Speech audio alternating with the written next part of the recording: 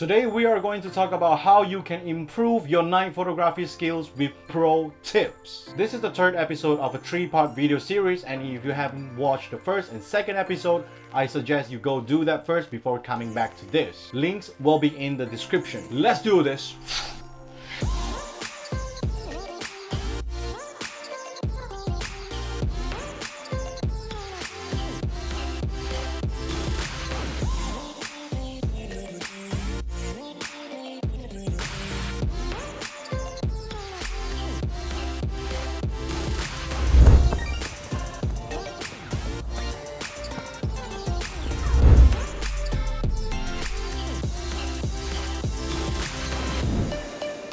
What's up YouTube, and if you're new here and you want to learn more about photography, videography, or general camera knowledge, then I strongly suggest you to start subscribing and clicking the bell button beside. Follow me on Instagram if you want to learn more about camera settings, because I post my settings alongside my videos every single day. Before we start, comments down below if you have actually watched my previous videos and if you think that my advice is good, bad. Do you hate me now for wasting your time?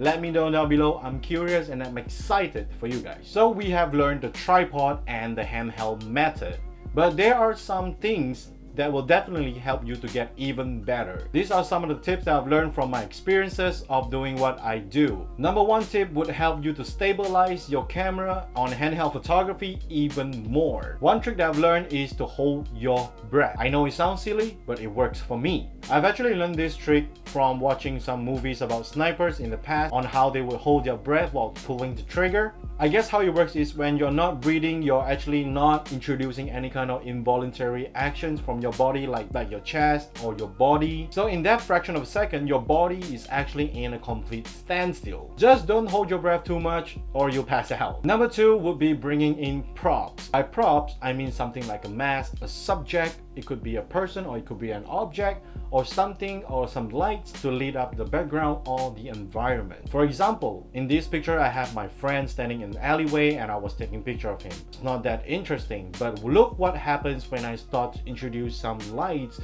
into the picture. It makes it so much more interesting, and I wish I learned how to do this so much sooner. You can use portable lights like this one from Ulanzi that I bought from Lazada not long ago.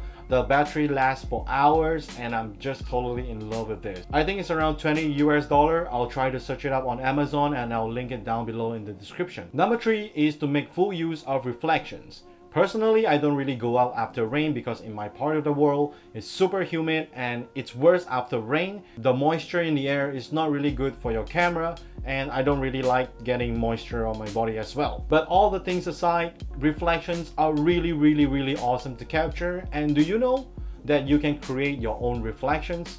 Like for me, every time I go out for a photo walk at night, a photo shoot at night, I will bring myself a bottle of water just in case there's anything that I would like to capture. So always bring some water with you to keep yourself and your pictures hydrated. Number four is helpful when you're feeling less inspired. Like, you know, sometimes when we go out, it's not a really good day and you don't generally feel that good as well. It kind of helps if you have something to keep you motivated. And my trick is that whenever I feel stuck or when I'm hitting a wall, I always take bokeh pictures. Really easy, just point yourself to some kind of source of light, turning off your autofocus, use manual focus instead, and adjust the focus ring, and you will get really awesome pictures. And by doing so, after a couple of shots, suddenly I feel so much more better and continue on taking even more pictures. At least if it's on a really bad day, you're not going home empty-handed. Because you've watched till the end, so here's a bonus tip just for you. The bonus tip would be to shoot in high continuous mode. I mean, like, are you crazy? This is night photography we're talking about, it's not even sports. If you're shooting in high continuous mode, wouldn't that be completely opposite of what you're trying to do? So take this for example. By taking one picture, you're clicking the shutter button once. Means you're introducing one time of a vibration. If you hold down that shutter button, if your camera allows you to take up to 7, 8, 9, 10 pictures continuously, then why not? By using one shutter click, you are actually taking 10 pictures, and in that a fraction of a second, 10 pictures, some might be blurry, some might be super sharp.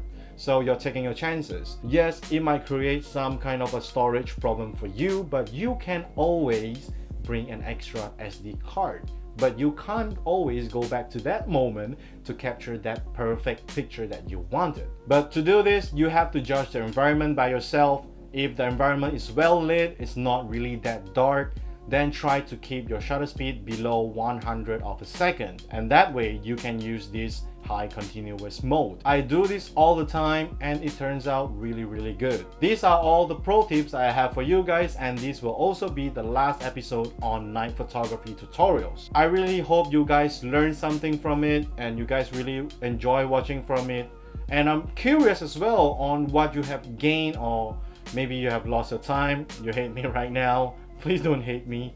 Comments down below, let me know what you think, and let me know if you have learned something. That would really mean so much to me. I have more tutorials coming in more days where we'll be talking about color grading, so start by subscribing and clicking the bell button beside. Don't miss out. Like if you like this video and dislike if you dislike this video.